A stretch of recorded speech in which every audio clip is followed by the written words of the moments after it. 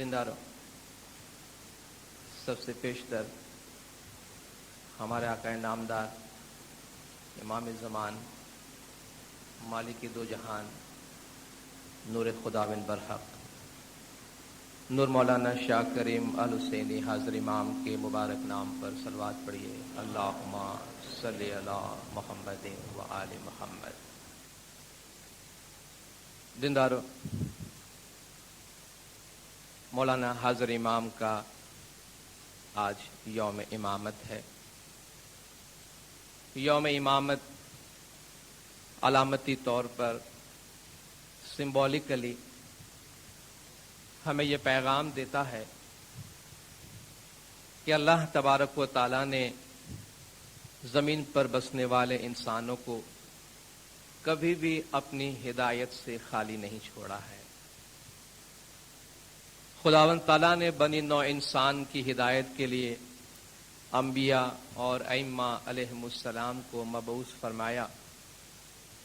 گزشتہ ہفتے بھی آپ نے عید غدیر کے موقع پر یقیناً سنا ہوگا کہ اللہ تبارک و تعالیٰ نے ہدایت کے سلسلے کو اس طرح جاری رکھا کہ حضور اکرم صلی اللہ علیہ وآلہ وسلم کے بعد امیر المومنین مشکل کشا مولا مرتضی علی صلوات اللہ علیہ اور ان کی اولاد اطہر میں امامت کا سلسلہ جاری رہا۔ زمانے کے امام ہمارے درمیان موجود ہیں، جس کی بنا پر ہمیں دنیاوی اور روحانی، ظاہری اور باطنی ہدایات نصیب ہوتی ہیں، جو اللہ تبارک و تعالیٰ کی سب سے بڑی نعمت ہے۔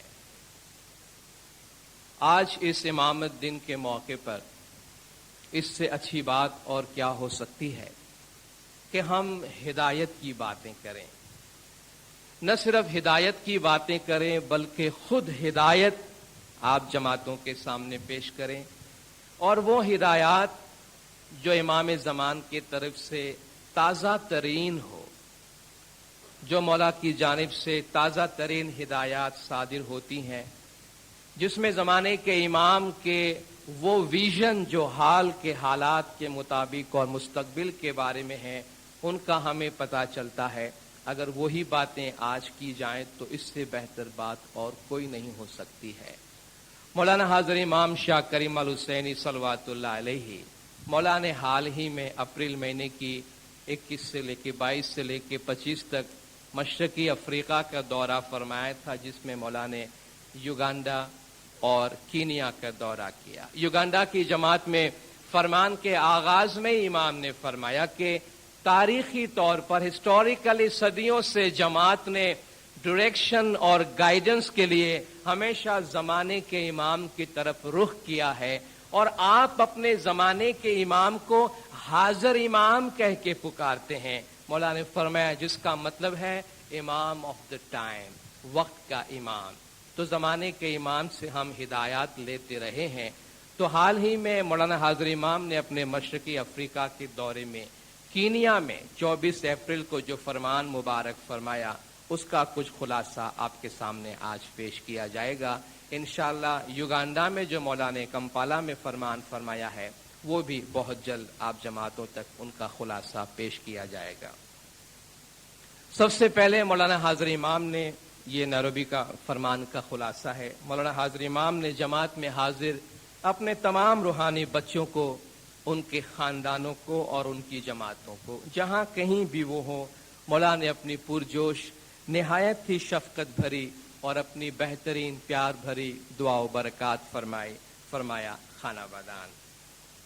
مولا نے اس فرمان کی اور اس وزٹ کی اہمیت کو اجاگر کرتے ہوئے فرمایا کہ مشرقی افریقہ کا یہ دورہ شارٹ ہے، یہ وزٹ بہت مختصر ہے، مگر یہ ایک تاریخی دورہ ہے، ایک ہسٹوریکل وزٹ تھی ہمارے لیے۔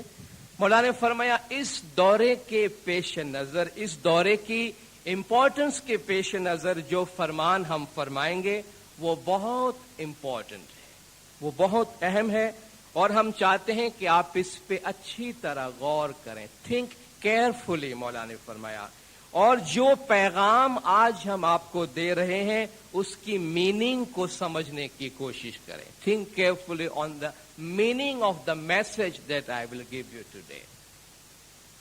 مولا نے اپنے فرمان میں سب سے پہلے اس فرمان کے بعد ظاہر میں جو کچھ عرصہ پہلے کرائسس آئی تھی جس میں لوگوں کو پریشانی اٹھانی پڑی، اس دوران کینیا کی جماعت نے جو ظاہر کی جماعت کو ساتھ دیا تھا اور ان کی مدد کی تھی، مولا نے ان کی قدر شناسی کی. جماعت میں مولا نے فرمایا کہ ظاہر کے بحران کے درمیان جماعت نے جس شاندار طریقے سے ان کی امداد کی، مولا نے ان کی تعریف فرمائی اور فرمایا کہ بحران کے دوران، کرائسس کے دوران ایک دوسرے کی مدد کرنا، ہماری جماعت کے ممبران کے درمیان بھائی چارے کی جانب ہمارا جو رویہ ہے، جو ایٹیٹیوڈ ہے، یہ اس کا ایک اہم حصہ ہے. ہم صرف ظاہر کی جماعت کی طرف سے ہی شکریہ کا اور تشکر کا اظہار نہیں فرماتے، بلکہ زمانے کے امام کی طرف سے بھی قدردانی کا اظہار فرماتے. مولا نے فرمایا I express once again my best special blessings to them and the gratitude not only of the Jamaat of Zahir but of the Imam of the time. خانہ بادان مولا نے فرمایا مشرقی افریقہ کی جو حکومتیں ہیں، یوگانڈا، تنزانیہ اور کینیا، ان کے ساتھ جو کچھ معاہدے ہوئے ہیں ان پہ روشنی ڈالتے ہوئے مولا نے فرمایا کہ اس دورے کے دوران یوگانڈا اور کینیا کی حکومتوں کے ساتھ اور اس سے پہلے تنزانیہ کی حکومت کے ساتھ ایسے انتظامات کیے گئے ہیں جن کے تحت کینیا، تنزانیہ اور یوگانڈا میں کام کرنے والے انسٹیٹیوشنز آئندہ سالوں میں زیادہ ایفیکٹیولی، زیادہ مؤثر طور پر کام کر سکیں گے. آپ اپنے آپ سے یہ پوچھتے ہوں گے کہ ان خصوصی انتظامات، ان پریویلیجڈ ارینجمنٹ کے حصول میں امام کا کیا انٹینشن ہے، امام کا کیا منشا ہے، کیوں امام یہ ایگریمنٹس کر رہے ہیں حکومتوں کے ساتھ؟ مولا نے فرمایا اس کا جواب بڑا سادہ سیدھا سا ہے کہ تیسری دنیا میں اداروں کی مؤثر کارکردگی کئی لحاظ سے ان مریدوں اور آئندہ نسلوں کی معیار زندگی کو تعین کرتی ہے.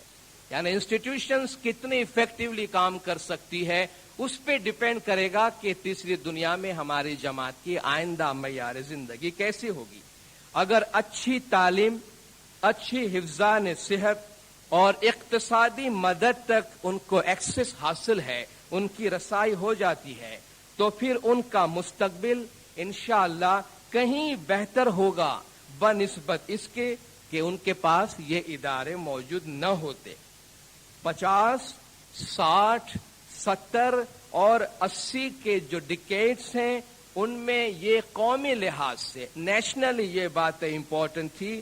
90 کے عشرے میں، 90s کے ڈیکیڈز میں مولا نے فرمایا یہ انٹرنیشنل، بین الاقوامی وجوہات کی بنا پر یہ بات امپورٹنٹ ہے، یہ بات اہم ہے.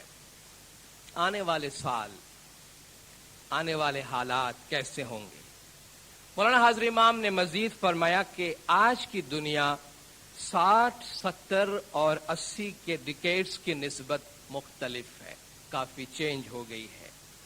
طاقتوں کے بلاکس، پاور بلاکس کے درمیان کانفلکٹ، تصادم انشاءاللہ ہمیشہ کے لیے ختم ہو گیا ہے.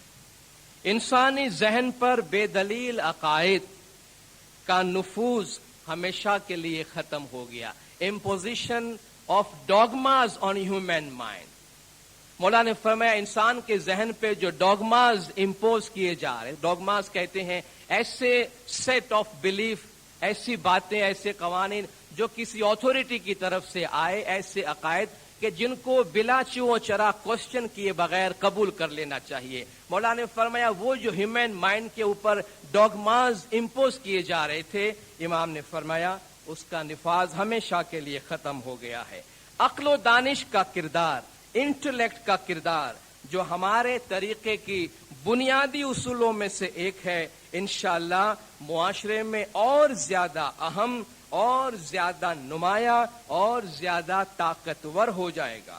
انشاءاللہ ترقی پذیر دنیا میں डेवलपिंग वर्ल्ड के सामने नई अपॉर्चुनिटीज आएंगी, नए मौके आएंगे, तरक्की तेज तर होगी, मुआशरा ज्यादा पुरअमन यानी सोसाइटी ज्यादा पीसफुल होगी और वसाइल बड़ी तादाद में दस्तयाब होंगे यानी resources will be available in larger quantities. इसलिए अगर हमारी जमातें इन मौके से फायदा उठाना चाहती हैं तो इसके लिए इदारे ज्यादा मुनज़्ज़म, ऑर्गेनाइज, ज्यादा मुअस्सर यानी इफेक्टिव, बासलाहियत, कॉम्पिटेंट और अच्छी तरह काम करने वाले होने चाहिए। ये जरूरी है कि हमारी जमात एक ऐसे मुस्तकबिल में जिंदगी गुजारे जहां इन इदारों को सही मकाम हासिल हो ताकि जमात की आइंदा नस्लें इन मौके से सही तौर पर और अच्छी तरह फायदा उठा सकें। आप में से बहुतों के जहनों में सोच की इंतहा अब तक सिर्फ मगरबी दुनिया थी, मगर अब इसकी जरूरत नहीं। मौला ने फरमाया, इन द माइंड्स ऑफ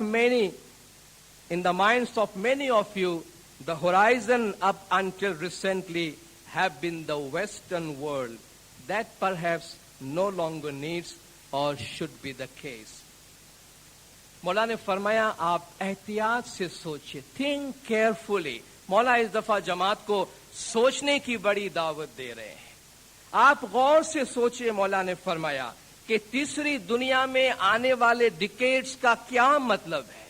तीसरी दुनिया जो हमारे इंडिया, पाकिस्तान और जो खास तौर पर गरीब ममालिक, डेवलपिंग कंट्रीज आते हैं, मौला ने फरमाया थर्ड वर्ल्ड में आइंदा डिकेड्स का क्या मतलब है। अगर डॉगमास खत्म हो गए हैं, अगर इदारे मजबूत हैं, मुआशरा बेहतर तौर पर मुनज़्ज़म है, वसाइल बढ़ गए हैं और इंशाअल्लाह अमन का इम्कान ज्यादा है, पीस इज मोर लाइकली। मौला ने फरमाया अमन का इम्कान ज्यादा है तो एहतियात से सोचे। मौला ने फरमाया कि इसका क्या मतलब है और हम क्या फरमाना चाहते हैं। मुरीदों की युगांडा के अंदर जो मुरीदों के और जमात के एसेट्स थे, प्रॉपर्टीज जो गवर्नमेंट ले चुकी थी 20 साल पहले, उसकी तरफ मौला ने इशारा फरमाया। मौला ने फरमाया कि इस दौरे में अहम कामयाबियां हासिल हुई, बहुत से अचीवमेंट्स हुए हैं। न सिर्फ युगांडा और केनिया की हुकूमत के साथ मुआहदे की सूरत में, बल्कि युगांडा की जमात और इदारों के एसेट्स की वापसी की सूरत में भी। और इंशाअल्लाह एक दिन जमात के इंडिविजुअल मेंबर्स के भी जो असासे हैं, एसेट्स हैं, उनको भी वापस मिलने की उम्मीद है। मौला फरमाते हैं रूहानी बच्चे शायद पूछेंगे कि हम इस मामले में इतने रिगरस क्यों हैं, हम इस मामले में इतने सख्त क्यों हैं। मौला ने फरमाया जब कोई ट्रेजेडी पेश आती है, जब कोई अलमिया पेश आता है, तो ये जरूरी नहीं है और ये मुनासिब नहीं है कि वो अलमिया उन लोगों के लिए जो इसकी वजह थे, जिन्होंने ये ट्रेजेडी बनाई, या वो लोग जो उनसे इफेक्टेड थे, जो उनसे मुतासिर हुए, उनके लिए ये वाकया गैर मुअय्यना मुद्दत के लिए एक दाग बन के रह जाए, ब्लॉट इंडेफिनिटली बन के रह जाए कि हमेशा लोगों के दिलों में उसका दाग रहे। ये जरूरी नहीं है। मौला ने फरमाया इसलिए ये जरूरी है कि क्राइसिस से पहले, बहरान से पहले युगांडा के मुरीदों की जो मिल्कियतें थीं वो उन्हें वापस की जानी चाहिए। इसलिए हम इस मामले में इतने रिगरस हैं, इतने सख्त हैं। मौला ने फरमाया और ये सूरत हाल युगांडा में पैदा हो या किसी और जगह, हमारा उसूल यही रहना चाहिए हमेशा।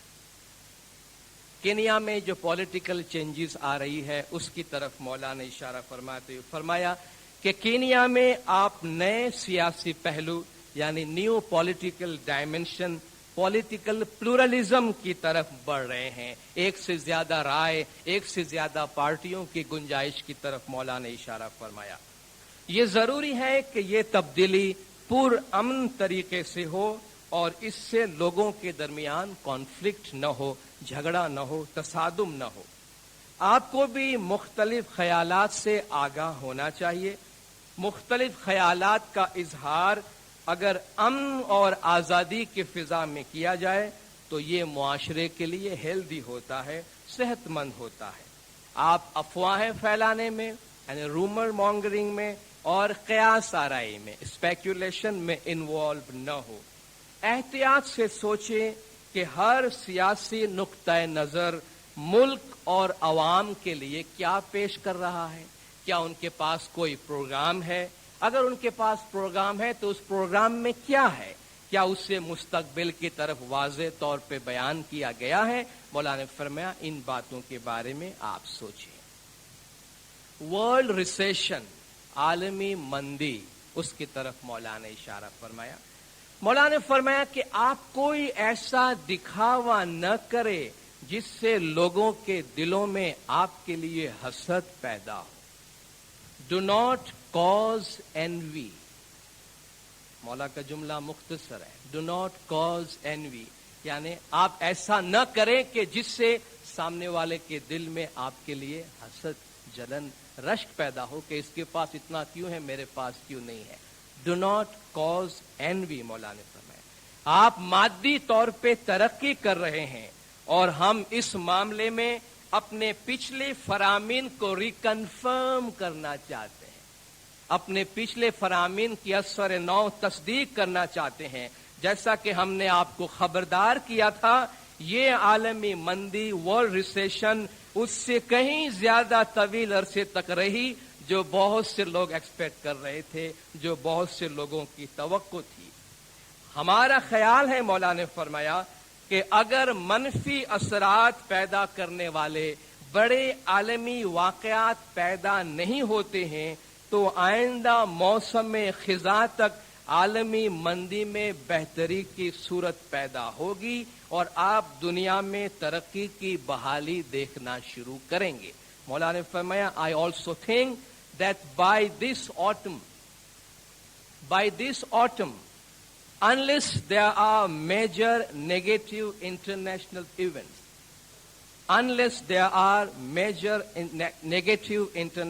events, the recession will have bottomed out. This is that you will begin to see rehabilitation of growth in the world.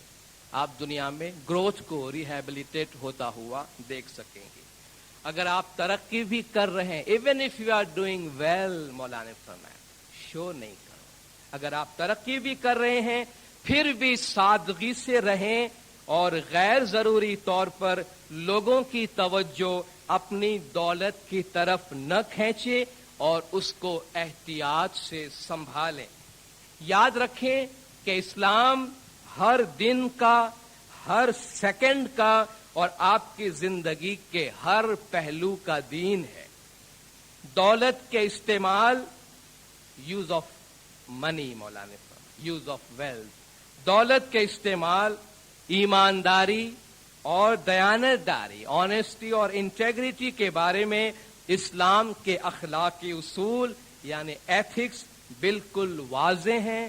اپنی روزمرہ زندگیوں میں ان اصولوں کی پابندی کرے اور انہیں اپنے کام اور اپنی سوچ کا حصہ بنا لیں۔ مشرقی افریقہ میں دوسرے مسلم برادریوں کے ساتھ اچھے تعلقات برقرار رکھنے اور بڑھانے کی طرف مولانا نے خاص زور دیا ہے، یوگانڈا میں بھی اور کینیا بھی۔ مولانا نے فرمایا کہ آپ دوسرے برادریوں، خاص طور پر مشرقی افریقہ کے مسلمانوں کے ساتھ تعلقات قائم کریں۔ یہ تعلقات صحت مندانہ، صحیح اور ضروری ہیں۔ ان کی تعمیر احترام اور عزت اور وقار کی بنیاد پر کریں۔ یہ تعلقات جو آپ مشرقی افریقہ میں قائم کریں گے وہ مشرقی افریقہ کی سرحدوں تک ہی محدود نہیں رہیں گے بلکہ اس سے کہیں دور جائیں گے، کیونکہ جو ہم اگلی صدی کی طرف بڑھتے ہیں تو انسانی معاشرہ پہلے سے کہیں زیادہ باخبر ہوگا کہ دنیا کے دوسرے حصوں میں کیا کچھ ہو رہا ہے۔ مولانا نے بہت ڈیٹیلز میں اس دفعہ سینٹرل ایشیا کی جماعت کی طرف اشارہ فرمایا ہے۔ مولانا نے فرمایا آئندہ اشروں میں، آنے والے ڈیکیڈز میں ہندوستان، پاکستان اور ایشیا کی جماعتیں کئی اشروں کے بعد، کئی ڈیکیڈز کے بعد وسط ایشیا یعنی سینٹرل ایشیا کی جماعت کے کانٹیکٹ میں آئیں گی۔ ہم امید کرتے ہیں اور دعا فرماتے ہیں کہ افغانستان میں امن قائم ہو اور اس کے دکھ اور تکلیف کا جلد خاتمہ ہو جائے۔ لیکن مولا نے فرمایا یہ افغانستان کی غربت اور تکلیف کا خاتمہ نہیں ہے، ملک کو ریبلڈ کرنا ہے، ملک کو اثر نو دوبارہ تعمیر ہونی چاہیے۔ افغانستان میں بہت سے مرید ہیں، مولا نے فرمایا سابق سوویت یونین کے دوسرے حصے آزاد ہوئے ہیں اور ان علاقوں میں اور خاص طور پر تاجکستان میں بہت سے مرید ہیں۔ یہ مرید بڑی تعداد میں بدخشان میں ہے۔ ان مریدوں کو بھی اپنے مستقبل کی تعمیر کے لیے مدد، تعاون اور حوصلہ دیا جانا چاہیے۔ یہ ہماری جماعت کا، ہمارے اداروں کی ضروریات کا اور امامت کے کردار کا ایک پہلو ہے، ایک ایسپیکٹ ہے جس کی طرف ہم ماضی میں اپنے فرامین میں اشارہ فرماتے رہے ہیں، مگر آج اسے ایک حقیقت کی صورت میں آپ کے ساتھ شیئر کرنا چاہتے ہیں۔ مولانا نے فرمایا آج تک ہم ہنٹ کرتے تھے، آج تک ہم ان جماعتوں کی طرف اشارہ کرتے تھے، آج ایک ریالٹی کی صورت میں ہم آپ کے ساتھ ان کو شیئر کرنا چاہتے ہیں۔ اب یہ امکان نہیں رہا، اب یہ امکان نہیں، یہ ایک حقیقت ہے اور ضرورتیں بہت ہی قریب ہیں۔ پہلے کہ شاید وہاں اتنے مرید ہوں گے، ممکن ہے وہاں اتنے مرید ہے، مولا نے فرمایا this is no longer probability, this is fact and the needs are imminent. یہ حقیقت ہے اور اب ان کی ضرورتیں سر پر آ کھڑی ہوئی ہیں۔ اس لیے مولا نے فرمایا ہمیں انفرادی لحاظ سے اور اداروں کے لحاظ سے ان لوگوں کی مدد کرنے کے لیے اپنے آپ کو منظم اور تیار کرنا چاہیے جو غریب ہیں اور جنہوں نے ایک ایسی حکومت کے تحت زندگی گزاری ہے جہاں انہیں اپنے طریقے پر عمل کرنے کی بھی اجازت نہیں تھی۔ یہ ان کے لیے ایک نئی دنیا ہے، اس دنیا میں انہیں ایسی چیزیں معلوم ہوں گی جنہیں وہ پہلے نہیں جانتے تھے، اور یہ اہم ہے کہ یہ تبدیلی مثبت اور منظم طریقے سے آئے۔ مولا کا پیغام امید اور امام کے یقین کا پیغام ہے اس فرمان کے اندر۔